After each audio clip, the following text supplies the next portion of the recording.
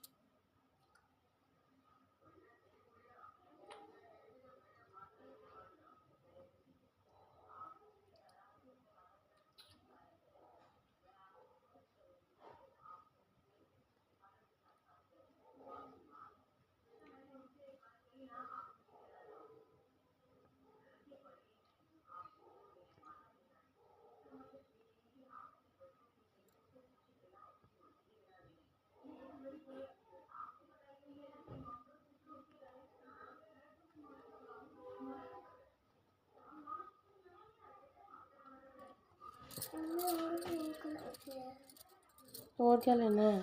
अभी रुक जा, मैं पूजा कर लूँ फिर देखती हूँ, ठीक है? ओके।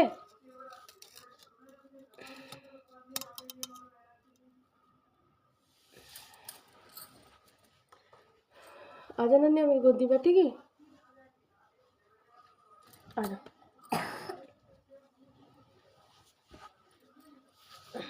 बैठो।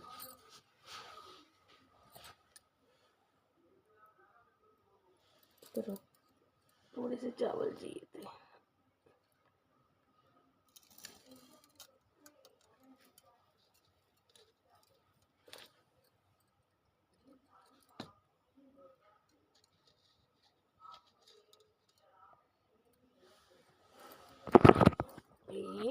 ऐसी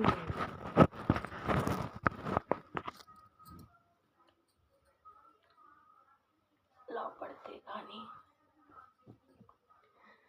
मेरे साथ साथ बोलना, ठीक है? एक समय की बात है कि एक स्त्री के 7 पुत्र थे। वह कार्तिक के महीने में दिवाली से पहले अपने मकान की लिपाई पुताई करने के लिए मिट्टी लाने जंगल में गई। वह एक जगह मिट्टी खोदने लगी। वहीं सेऊ की मान थी। अचानक उसके हाथ से कुदाली से के बच्चे को लग गई और वह मर गया। यह देखकर स्त्री को दया आई, पर क्या हो सकता था? वह दुखी हुई, मिट्टी ले आई। थोड़े दिनों बाद साल भर में ही उसके 7 लड़के मर गए। तब वह बहुत दुखी रहने लगी। एक दिन रोकर उसने बड़ी बुढ़िया से कहा,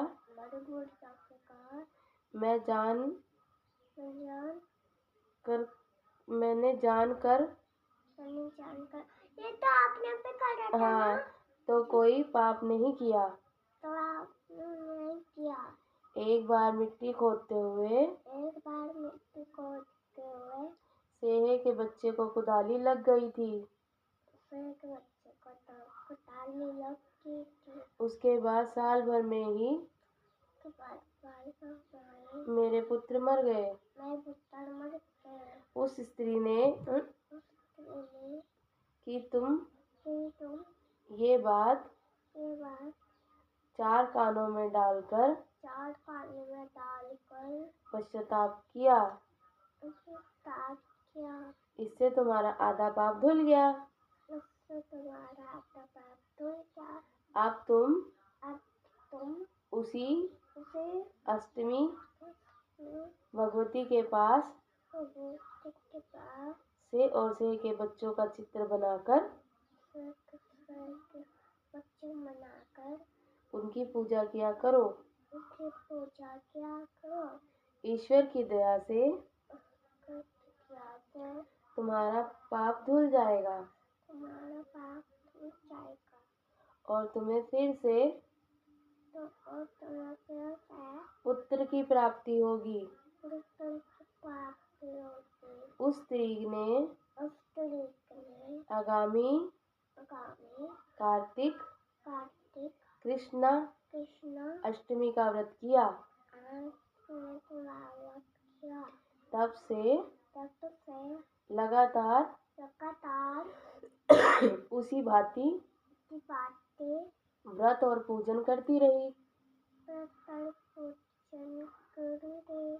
ईश्वर की कृपा से उसको फिर से 7 पुत्र प्राप्त हुए। तभी से ये व्रत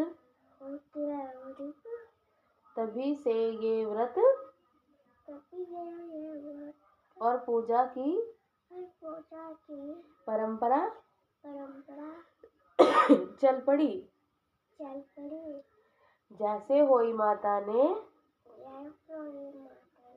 अपनी कृपा दृष्टि उस स्त्री के बच्चों पर बनाए रखी, वैसे ही माता रानी हमारे बच्चों पे भी अपनी कृपा बनाकर रखे। हमेशा खुश रहें, पढ़े लिखे। बोलो जय अहोई अष्टमी माता की।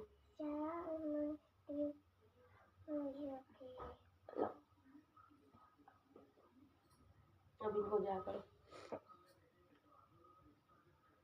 बोलो, अपने मन में जो बोलो।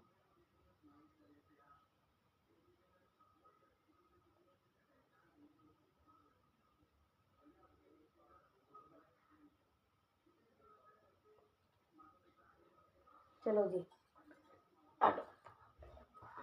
शाबाश।